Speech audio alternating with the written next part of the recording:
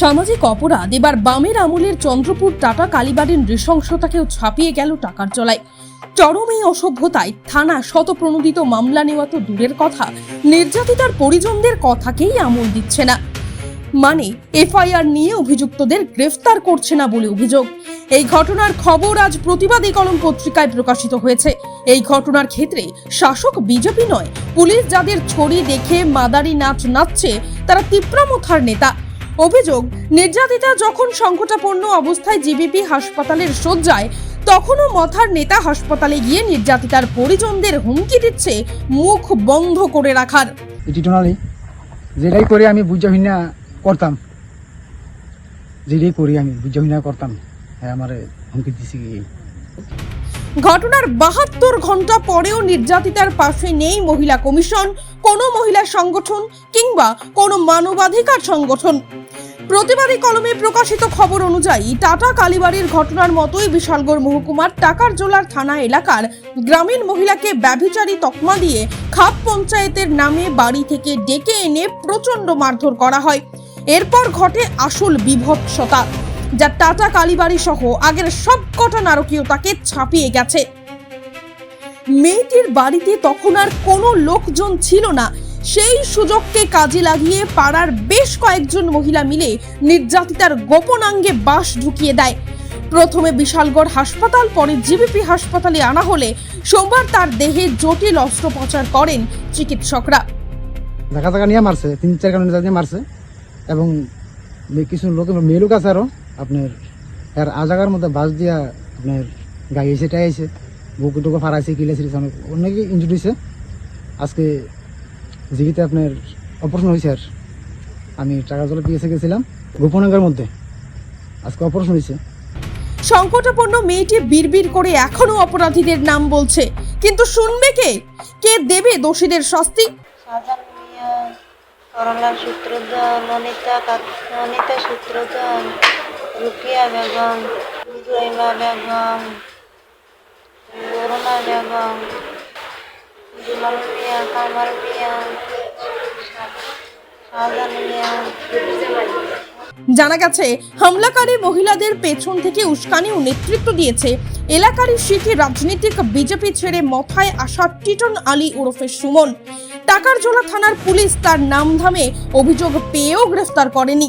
নির্যাতিতার পরিবারের চাপে থানায় ডেকে এনে নিয়ম রক্ষা করে ছেড়ে দিয়েছেন টাকারজোলা থানার ওসি। এই ঘটনায় টাকারজোলা থানার কর্তা ওসি রথিন দেববর্মার ভূমিকা নিয়ে প্রশ্ন তুলছেন সাধারণ মানুষ। তো আজকে সকালে আমি টাকারজোলা পিএসে গেছিলাম, যাওয়ার পরে তারা ডাকাইছে টিটনলিরে, আটকানোর পরে আবার কীভাবে আজকে বাড়ি পরে এমন কাজ করে আজকে অসহায় দিকে কারো হের পিছনে নাই। অভিযোগ, 19 জন তিপ্রামথার নেতা টিটনের উস্কানিতে পাড়ার কয়েকজন মহিলা মিলে হঠাৎ করে মহিলার বাড়িতে যায় এবং তাকে মাঠে এনে প্রচন্ড মারধর করে। মেয়েটির সারা শরীরে কালশিটে দাগ পড়ে যায়। কিন্তু এখানেই শেষ নয়, দুই মহিলা রোকেয়া খাতুন এবং অনিতা সূত্রধর তাকে ঘরে ঢুকিয়ে তার গোপনাঙ্গে বাঁশ ঢুকিয়ে দেয়। প্রচন্ড রকম আহত হবার কথা শুনে স্বামী সহ পরিজনরা বাড়ি ছুটে এসে তাকে বিশালগড় মহকুমা হাসপাতালে নিয়ে যান। কিন্তু রোগীর ক্ষত এবং শারীরিক অবস্থা দেখে চিকিৎসকরা তাকে জিবিপি হাসপাতালে রেফার করে দেন। এদিন নির্যাতিতার পরিবার থেকে থানায় অভিযোগ জানানোর চেষ্টা করলেও গরিব অতি সাধারণ পরিবারটিকে আমল দেননি টাকারজোলা থানার ওসি। দ্বিতীয় দিনে নির্যাতিতার দেবর থানায় গিয়ে ফের প্রসঙ্গটি উত্থাপন করলে থানা টিটনকে ডেকে নিয়ে এসে ঘণ্টাখানেক বসিয়ে রেখে ছেড়ে দেয়।